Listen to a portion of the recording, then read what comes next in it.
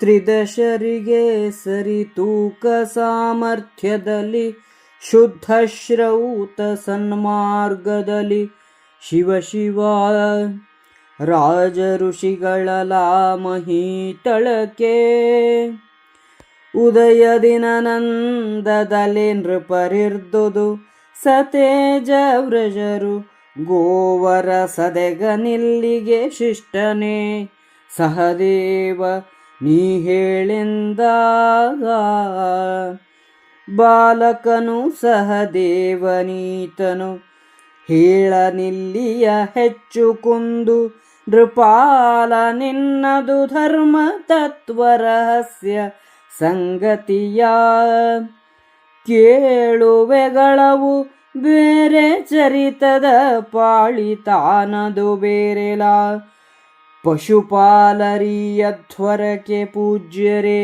ಶಿವ ಶಿವ ಎಂದ ತರಳರವದಿರು ಪಾಂಡು ಸುತರಂತಿರಲಿ ನೀ ಸುಪ್ರೌಢನೆಂದಾಧರಿಸಿದೈ ವಸುದೇವಸುತನಲ್ಲಿ ಶಿಷ್ಟಯೋಗ್ಯತೆಯ ಧರಣಿಪಾಲರ ಮಧ್ಯದಲ್ಲಿ ಭಾಸ್ಕರನು ಗಡತುರು ಪಳ್ಳಿಕಾರರ ಪುರದ ಭಾಸ್ಕರನೀತನಲ್ಲ ಭೀಷ್ಮ ಹೇಳೆಂದ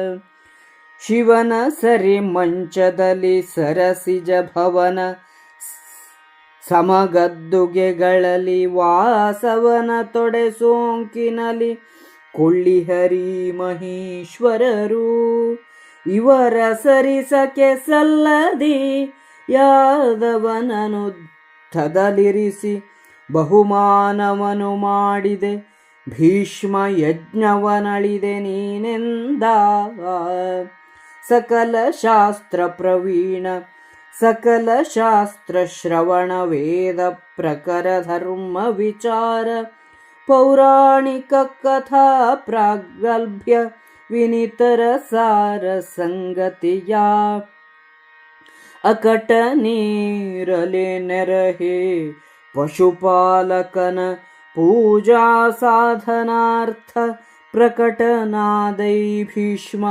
ಮೂರ್ಖಾಧಮನು ನೀನೆಂದ. ಇಲ್ಲಿ ಶುದ್ಧ ವೈದಿಕ ಸನ್ಮಾರ್ಗದಲ್ಲಿ ನಡೆಯುವ ರಾಜರ್ಷಿಗಳಿದ್ದಾರೆ.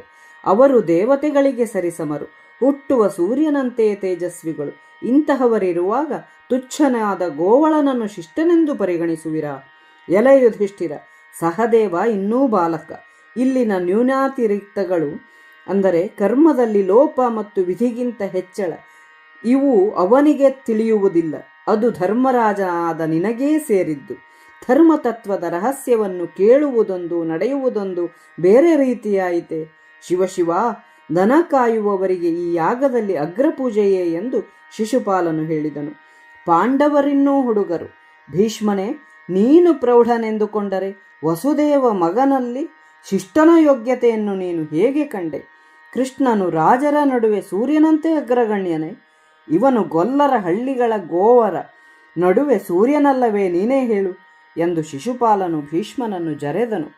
ಭೀಷ್ಮನೇ, ಶಿವನೊಡನೆ ಮಂಚದಲ್ಲಿ, ಬ್ರಹ್ಮನೊಡನೆ ಗದ್ದುಗೆಯ ಮೇಲೆ, ಇಂದ್ರನ ತೊಡೆ ಸೋಂಕಿನಲ್ಲಿ ಕುಳಿತುಕೊಳ್ಳುವ ಯೋಗ್ಯತೆಯುಳ್ಳ ಈ ರಾಜರನ್ನು ಬಿಟ್ಟು ಇವರ ಸರಿಯೂ ಸಮವೂ ಅಲ್ಲದ ಯಾದವನನ್ನು ದೊಡ್ಡವನೆಂದು ಅಗ್ರಪೂಜೆಯನ್ನು ಮಾಡಿಸಿ ಈ ಯಜ್ಞವನ್ನು ನೀನು ನಾಶ ಮಾಡಿದೆ ಎಂದು ಶಿಶುಪಾಲನು ಕ್ರೋಧಪರವಶನಾಗಿ ಹೇಳಿದನು.